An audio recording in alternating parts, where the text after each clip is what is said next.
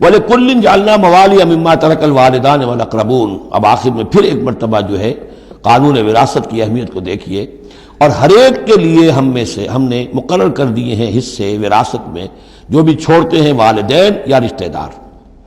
وَالَّذِينَ عَقَدَتْ أَيْمَانُكُمْ، ایک نیا مسئلہ یہ پیدا ہو گیا تھا کہ ایک دوستی ہوتی ہے، بھائی چارہ ہوتا ہے، یا مدینے میں حضور نے مسلمانوں کو بھائی بھائی بنا دیا تھا، ایک انصاری ایک مہاجر بھائی، تو کیا ان کا وراثت میں حصہ ہے؟ نہیں، یہ وراثت میں حصہ منہ بولے بھائیوں کا نہیں ہے، منہ بولے بیٹے کی کوئی حیثیت نہیں شریعت میں، منہ بولے بھائی کا کوئی حصہ نہیں ہے۔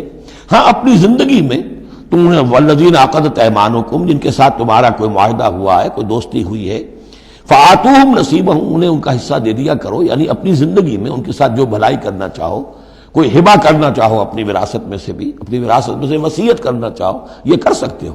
لیکن جو کہ قانون وراثت میں طے ہو گیا ہے، لا وصیت لوارث، پھر وارث کے لیے کوئی وصیت بھی نہیں، اور وہ یہ کہ بہرحال وراثت میں حقدار کوئی اور نہیں ہوگا سوائے اس کے کہ جس کو اللہ نے مقرر کر دیا ہے۔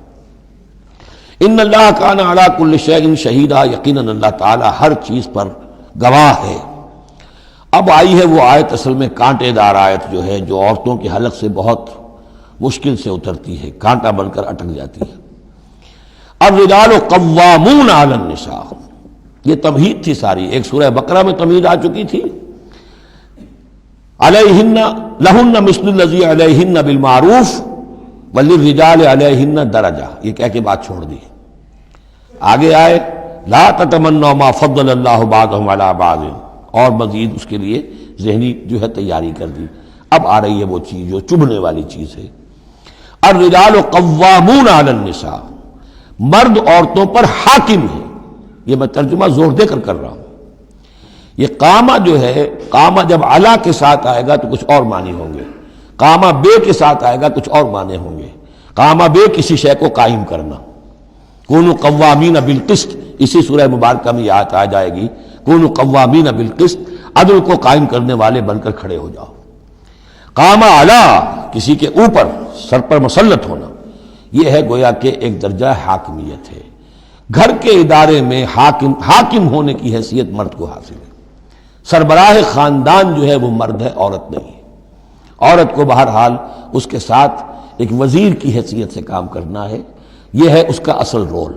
اسی لیے میں بیان کر چکا ہوں کہ وہ جو نسیان کا معاملہ تھا، اللہ تعالیٰ نے اس کے اندر چونکہ یہ سیکنڈ رول پلے کرنا ہے اسے یقیناً اس کے جذبات کو تو زیادہ ٹھیس پہنچنے کا امکان رہے گا۔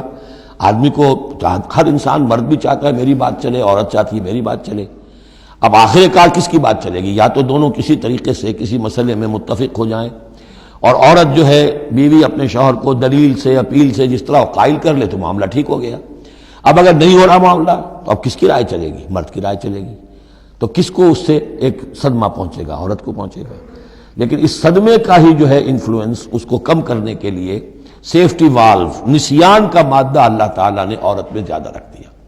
اسی لیے پھر اس قانون شہادت کے اندر ایک مرد کی جگہ 2 عورتوں کو وہاں پر اس کا نصاب رکھا گیا۔ الرجال قوامون علی النساء بما فضل اللہ بعضهم علی بعض۔ اب یہ دوسری بات ہے کہ اگر وہ شوہر حاکم ہو کر ظلم کرتا ہے، ان کے حق ادا نہیں کرتا ہے، تو اللہ کے ہاں بڑی سخت پکڑ ہوگی۔ یہ تو دوسری بات ہے بالکل۔ لیکن یہ کہ جو قانون ہے اسلام کا وہ یہی ہے کہ یہ اختیار دیا گیا، اب آپ اس اختیار کا غلط استعمال کر رہے ہیں، آپ اس کو ظلم کا ذریعہ بنا رہے ہیں، تو اس کی سزا اللہ تعالیٰ کے ہاں آپ کو مل جائے گی۔ بما فضل اللہ بعضهم علی بعض، بسبب اس فضیلت کے جو اللہ نے بعض کو بعض پر دی ہے، وبما انفقوا من اموالہم، اور بسبب اس کے کہ جو وہ خرچ کرتے ہیں اپنے مال۔ اب دیکھیے یہ خرچ کرنے کا معاملہ اسلام میں شادی سے شروع ہو گیا۔ شادی مرد کی بھی ضرورت ہے، عورت کی بھی ضرورت ہے، لیکن مرد مہر دیتا ہے، عورت مہر وصول کرتی ہے۔ تو جو خرچ کرنے والا ہے اب اس کی ایک حیثیت دوسری ہو گئی۔ پھر گھر میں اس کا نان نفقہ پورا جو ہے، اس کا خرچہ، اس کی ذمہ داری، اس کو سپورٹ کرنا شوہر کے اوپر ہے، تو اب وہ مال خرچ کر رہے ہیں۔ بما انفقوا من اموالہم، فالصالحات، تو نیک بیویاں کون ہیں؟ جو کہ ایک یوں سمجھیے قرآن کے نزدیک ایک عورت کا جو اچھا کردار ہونا چاہیے، ایک خاتون خانہ کی جو بہترین روش ہونی چاہیے، وہ یہاں 3 الفاظ میں آئی ہے۔ فالصالحات، نیک بیویاں، قانتات، ایک تو فرما بردار ہوتی ہیں، شوہروں کی فرما بردار، حافظات للغیب، غیب میں حفاظت کرنے والیاں، یعنی ظاہر بات ہے کہ مال ہے کسی کا تو گھر میں ہے، وہ تو کام پہ چلا گیا ہے، اب وہ کس کی حفاظت میں ہے؟ بیوی کی حفاظت میں ہے۔ اسی طرح اب بیوی کی جو عصمت ہے وہ در حقیقت مرد کی عزت ہے، اب وہ اس کی عزت کی حفاظت کرے اس کی غیر موجودگی میں۔ اسی طرح مرد کے راز ہوتے ہیں، سب سے زیادہ بڑھ کر جو ہے رازدان وہ تو بیوی ہوتی ہے۔ تو تین اعتبارات سے حافظات للغیب، حافظات للغیب، غیب میں حفاظت کرنے والیاں، حفاظت کرنے والیاں شوہر کے مال کی، شوہر کے رازوں کی اور شوہر کی عزت کی۔ بما حفظ اللہ، اللہ کی حفاظت سے، حفاظت ہے تو اللہ کی، لیکن جیسے رازق اللہ ہے لیکن کام تو انسان کو کرنا پڑتا ہے، رزق کمانا پڑتا ہے۔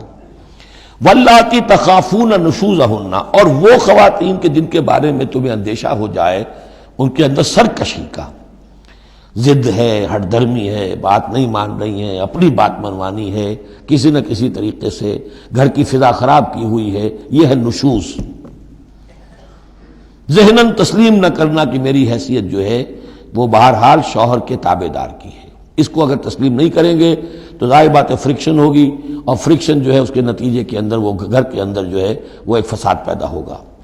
واللاتی تخافون نشوزہن فعظوہن، تو ان کو پہلے تو نصیحت کرو، واہجروہن فی المضاجع، دوسرے تنبیہ کے طور پر ان سے تعلق اپنے بستر علیحدہ کر لو اور ان کے ساتھ وہ تعلق ذل و شو جو ہے کچھ عرصے کے لیے بند کر دو۔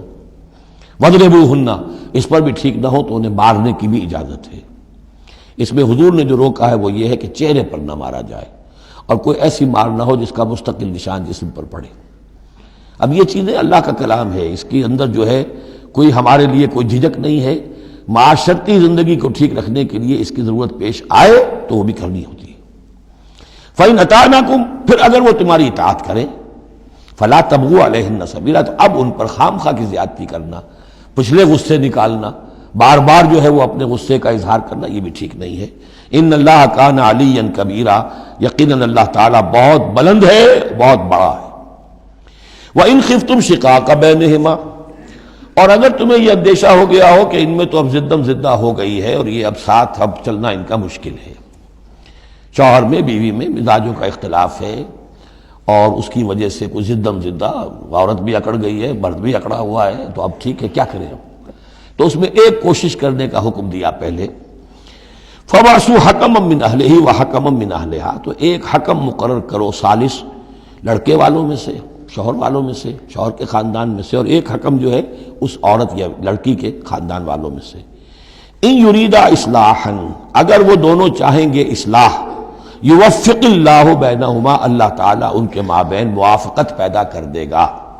لیکن ان یریدا میں مراد دونوں ہو سکتے ہیں، یعنی ایک تو یہ کہ اگر واقعتاً شوہر اور بیوی جو ہے چاہتے ہیں کہ موافقت ہو جائے، ہوتا ایسا ہے کسی وقت جو ہے وہ نفسیاتی گرہ ایسی بن جاتی ہے کہ وہ بھی چاہتا ہے کہ معاملہ درست ہو جائے اور وہ بھی چاہتی ہے کہ درست ہو جائے، لیکن اب یہ کہ اب اس میں گرہ ایسی پڑ گئی ہے، مقطع میں آ پڑی ہے سکون دسترانہ بات کہ اب اس میں کسی طریقے سے مسئلہ حل نہیں ہو رہا، تو حکمین آ جائیں گے تو وہ بات کو گرہ کھولیں گے، ادھر سے کچھ سنیں گے، ادھر سے سنیں گے، کچھ اس کی وضاحت ہوگی، ادھر کی وضاحت ہوگی، تو ہو جائے گا۔ اور ایک یہ بھی ہو سکتا ہے کہ اس سے مراد حکمین ہو، کہ اگر حکمین پوری سی کوشش کریں گے تو اللہ تعالیٰ ان کے مابین موافقت پیدا کر سکتا ہے۔ میرا رجحان پہلی رائے کی طرف زیادہ ہے۔ ان اللہ کان علیما خبیرا، یقیناً اللہ تعالیٰ بہت علیم اور خبیر ہے۔